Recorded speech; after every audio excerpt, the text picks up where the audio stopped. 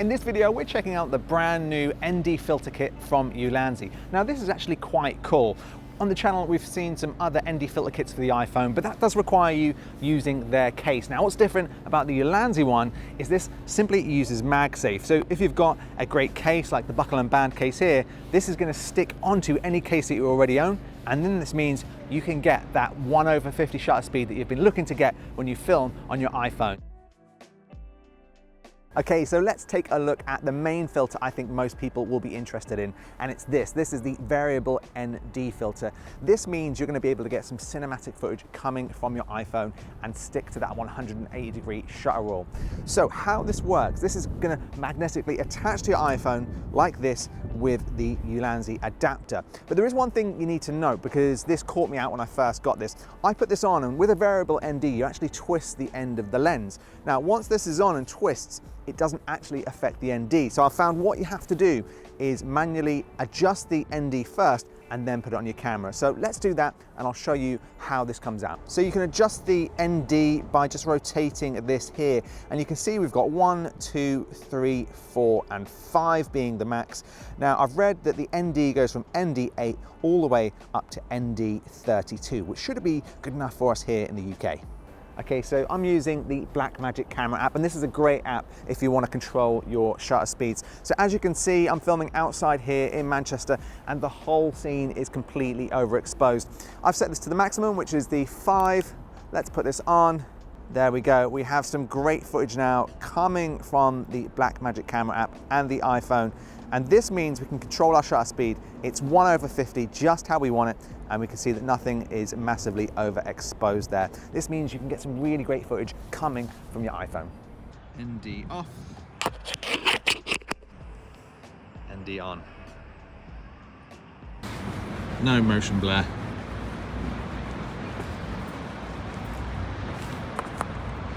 Cinematic motion blur. Okay, so I've taken the rest of the filters out. Now let's take a look one by one at what we get. Now the first two I want to show you actually are very, very similar. They're called the gold streak filter and the blue streak filter. We'll put up some clips now so you can see exactly how these work, but essentially these are going to add those sci-fi strip lines that you get in a lot of science fiction films. So the blue one is obviously going to affect blue light more, and the gold one is going to affect gold light more and give you those colors. Now this is quite cool if you're looking for that cinematic sci-fi look, and I think it's quite a specific look, but it can look really, really good, especially if you're filming car commercials, if you're filming things that you want to just have a futuristic feel. These are the filters to go for. Again, a little niche. I probably wouldn't put them on every video I ever did, but for intro scenes, for product shots, these can be really, really good. Now you can affect the horizontal line movement by actually twisting each of these as well. Next up, we have the standard soft light filter. Now this acts very much like a Black Pro mist filter that you might have seen. It kind of takes away that digital look that you get with the iPhone, and it helps bloom some of the lights that you may get outside, which is really cool. So even if you have an iPhone, say 10 to 14, that doesn't have Apple Pro log or any kind of log modes at all, it's going to help remove some of that digital look that you get with your iPhone footage. So to be honest, this is probably one that I would use quite a lot because I have the iPhone 14 here.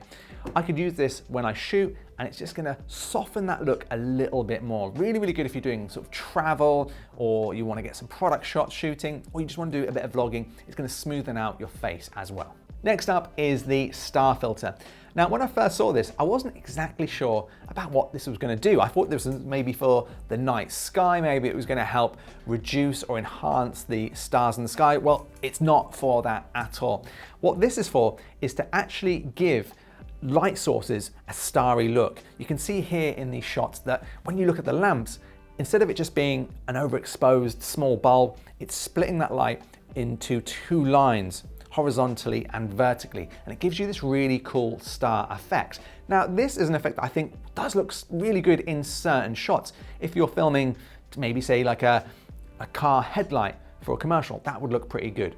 I was actually talking to my friend Adam, who runs fixedclothing.com, and they make a lot of rock and indie style clothing that features sequins, and he'd actually asked me that day if I knew of a filter for Premiere or Final Cut that made the light coming off the sequins sparkle a little more.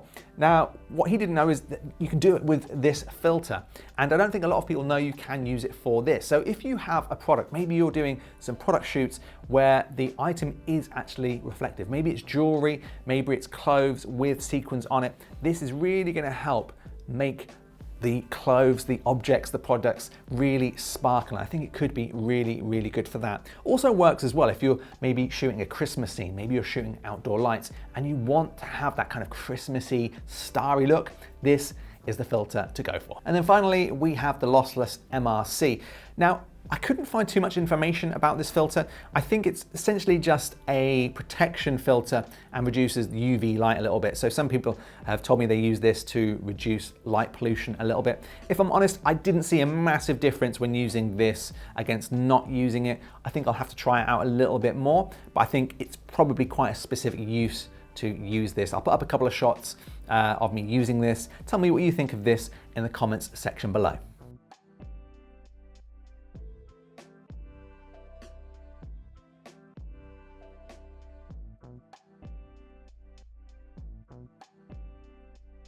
Okay, so after using the Ulanzi filters, what do I think of them and should you go out and buy them? Well, first of all, I think if you're a filmmaker that primarily shoots on your iPhone, then I do really like this. I like the fact that you can take this with you. You don't need a load of other gear. You can literally take just this 1ND filter and the Magsafe connector, and it's going to help you get much more cinematic footage from your iPhone without bulking out your iPhone at all, really. I think that's one of the worst things with iPhone filmmaking. When you start thinking how good the cameras are and then you start adding stuff to your iPhone, eventually you get to a point where you've got so much stuff on your iPhone that it just becomes a big camera and you might as well take your big camera. So I like that this is just a simple add-on.